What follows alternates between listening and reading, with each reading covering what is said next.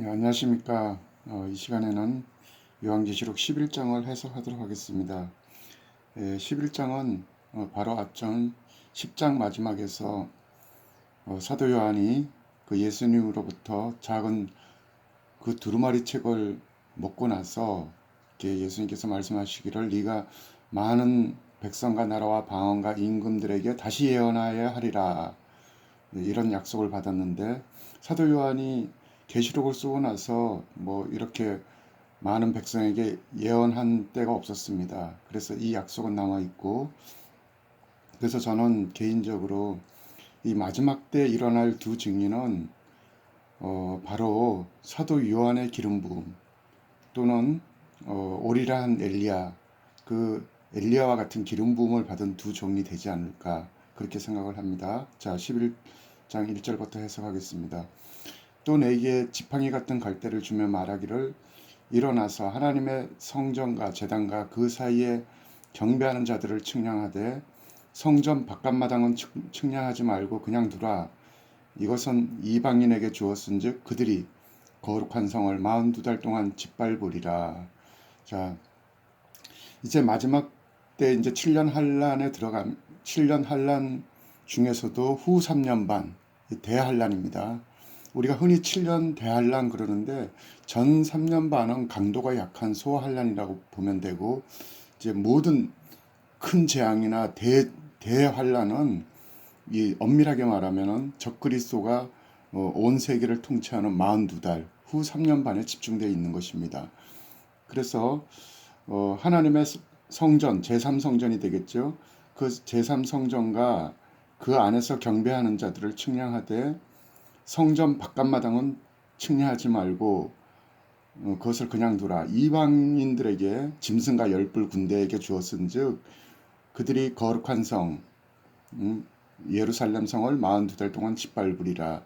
그래서 이 두 증인의 사역은 엄밀하게 말하면은 제가 지난 시간에도 말씀드렸듯이 이게 적그리스도가 이제 휴거가 지나가고 이제 자기 삼성전 보좌에 앉아서 온 세상을 자기가 하나님이라고 하고 이 짐승의 표로서 이 강제로 온 세계를 통치를 할 때, 그때는 삼성전 보좌에 적그리스도가 앉아 있으니까 두 증인이 거기에 들어가지를 못하겠죠. 그러니까 두 증인의 사역은 그 직전부터 시작이 되는 것입니다. 그래서 이 두 증인도 이제 1260일을 이제 예언 사역을 하는데, 적그리스도가 여기 지금 제가 이렇게 표시는 안 해놨지만 두 증인의 사역은 이제 이 바로 시간이 좀 더 앞선다고 봐야 됩니다. 그래서 두 증인도 1260일을 사역하다가 두 증인이 올라가는 시간은 이따가 이제 그 11장 뒤에 나오지만은 두 증인이 이제 죽어서 3일 반 후에 생기가 들어가서 승천을 하면은 두 증인도 요 시간 같은 시간입니다. 이렇게 승천을 하면은 이제 셋째하 마지막 대접 재앙이 시작이 되는 거예요. 그러니까 두 증인의 사역 기간은 여기서부터 여기까지가 되겠습니다. 그래서 이제 짐승과 열불이 이제 예루살렘을, 그 계시록 17장이나 18장에 가면 거기가 이제 바벨론 시스템이 됩니다. 바벨론 온 세계 열방을 이제 짐승의 우상을 섬기면서 이제 강제적으로 온 세상을 통치하는 그 적그리스도에게 42달 후 3년 반의 권세가 주어지는 것이죠. 그래서 그들이 삼성전 바깥마당을, 그러니까 성전 안에는 적그리스도가 들어와 있고, 그 다음에 그 성전이 있는 템플 마운트를 비롯해서 예루살렘을 중심으로 거룩한 성을 또는 뭐 이스라엘을, 온 세계를 42달 동안 짓밟는다는 것입니다. 내가 나의 두 증인에게 권세를 주리니 그들이 굵은 베옷을 입고 1260일을 예언하리라. 그들은 이 땅의 주 앞에 서 있는 두 감람나무와 두 촛대니, 이 스가랴서에도 이 감람나무에 대한 두 감람나무에 대한 예언이 나오지요. 그래서 실제 이 마지막 후 3년 반에 이렇게 강력한 하나님의 말씀으로 이 땅에 휴거에 탈락한 수많은 성도들과 이스라엘을 위해서 적그리스도나 거짓 선지자의 맞수로서 엄청난 기름 부음 받은 두 증인, 두 선지자, 두 종이 이제 사역을 한다는 것이죠. 그래서 이 나의 두 증인에게 권세를 주리니 굵은 베옷을 입고 베옷을 입었다는 거는 이제 강력한 회개나 뭐 이런 이렇게 하나님께 돌아오라고 그런 예언의 메시지로 1260일을 예언 사역을 한다는 것입니다. 그런데 만일 누구든지 그들을 해하고자 하면 그들의 입에서 불이 나와서 그 원수들을 삼켜버릴 것이요 누구든지 그들을 해하고자 하면 반드시 그와 같이 죽임을 당하리라. 예, 강력한 권세입니다. 그 입에서 불이 나옵니다.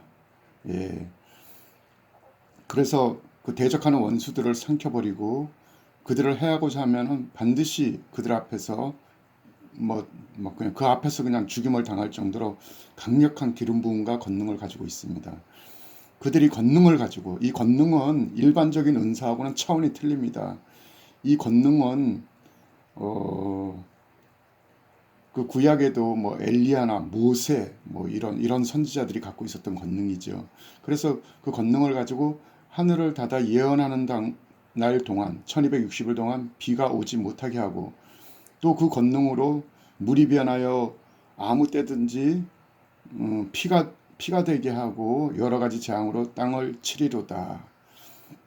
그러니까 이 두 증인에게는 엄청난 이 권세와 권능이 주어졌는데 마치 이 물로 피를 만든 그런 모세와 같은 권능 또는 3년 6개월 동안 비가 오지 못하게 했던 엘리야 선지자가 갖고 있던 그런 권능으로 땅을 치고 또 대적하는 자들을 죽이고 이제 적그리스도나 거짓 선지자의 강력한 맞수로서 활동을 합니다. 그런데 7절 그들이 증언을 마칠 때 이제 1260월이 지나면은 무적행으로부터 올라오는 짐승이 그들과 더불어 전쟁을 일으켜 그들을 이기고 그들을 죽일 터인즉. 자, 이게 그 무적행 이 다섯 번째 나팔 재앙이 계시록 9장에 거기에 이제 무적행에서 황충들이 올라오는데 그 황충들의 왕이 아바돈, 아블루온, 아폴리온이 되는 것입니다. 그 무적행의 그 황충의 그 우두머리인 그 아폴리온이 뭐 이게 영이죠. 강력한 타락한 천사의 영인데 그가 올라와서 그 인간의 몸이 필요합니다. 적그리스도죠. 적그리스도 몸에 들어가는 것이죠. 그래서 적그리스도는 이제 계시록 13장에 이제 바다에서 나오는 짐승인데 그 적그리스도는 하늘로부터도 용으로부터 사단으로부터도 강력한 보좌와 권세와 능력을 받지만은 땅에서 올라오는 그 무적행에서 올라오는 아블론으로부터도 권세와 권능을 받는 것이에요. 그래서 적그리스도는 그 사람 몸에 하늘의 용의 권세, 땅의 아블론의 권세를 다 받는 뭐 무시무시한 그 인간이 되는 것이죠. 그래서 그 아블론의 그 영이 역사해가지고 이 두 증인을 죽입니다. 그래서 8절 그들의 시체가 두 증인의 시체가 큰 성길에 있으니 예루살렘 성길에 있으니 그 성은 영적으로 하면 소돔이라고 하고 애굽이라고도 하고 곧 그들의 주께서 우리 주님께서 십자가에 못 박힌 곳이라.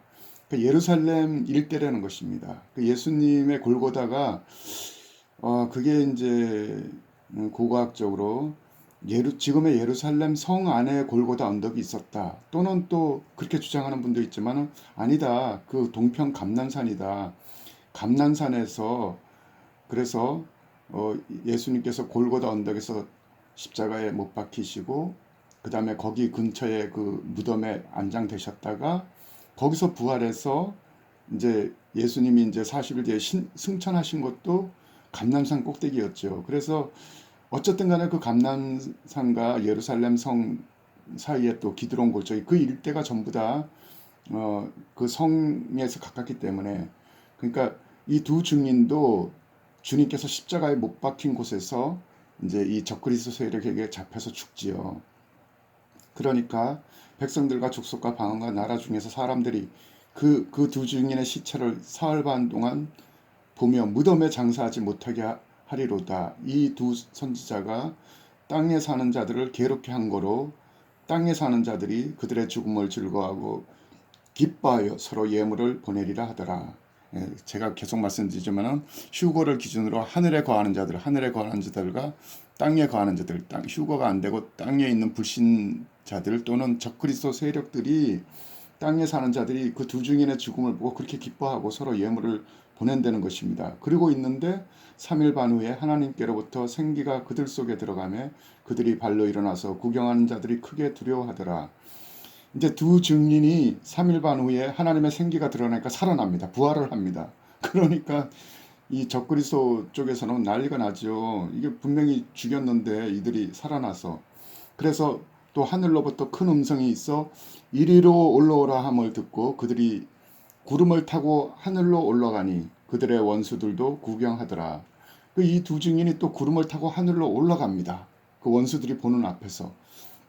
근데 이제 여기서 이제 이리로 올라오라, 또 이걸 휴거로, 이때쯤을 휴거로 또 이렇게 보는 분들이 있어요. 제가 몇 번 설명드렸지만 4장 1절에 사도 요한이 계시를 받기 위해서 이리로 올라오라 하고 아버지 보좌 앞에 올라갈 때 그걸 환란전 휴거로 보는 분들이 있고, 또 두 증인이, 이건 지금 두 증인이 승천을 하는 것을 기록한 겁니다. 이 교회 휴거가 아닙니다. 교회 휴거는 7장 9절에서 셀 수 없는 흰옷 입은 무리, 장로가 이들이 어디서 왔으며 이들이 누구며 어디서 왔느냐, 그 질문이 휴거를 덮어놓은 베일인 것입니다. 그래서 이제 어쨌든 이 두 증인이 승천을 합니다. 승천을 하고 이제 그러니까 구경하던 적그리스도의 추종자들이 두려워하는 겁니다. 이 뭐 저들이 살아났으니 또 뭐 자기네들에게 이제 앞으로 올 일이 두려워지는 것이죠. 그래서 그 두 증인이 승천할 때 큰 지진이 나서 성 10분의 1이 무너지고 지진에 죽은 사람이 7천이라. 그 남은 자들이 두려워 영광을 하나님께 돌리더라. 그 일부는 또 그때 두려워서 하나님께 영광을 돌리키는 역사가 있다는 것입니다. 자, 이게 중요합니다. 14절, 둘째 하는 지나갔으니 보라 셋째 하가 속히 이르는도다. 그러니까 두 증인이 승천하고 나면은 여기까지가 둘째화, 여섯째 그 9장의 나팔 재앙까지가 요 시간이 맞물린다는 거예요.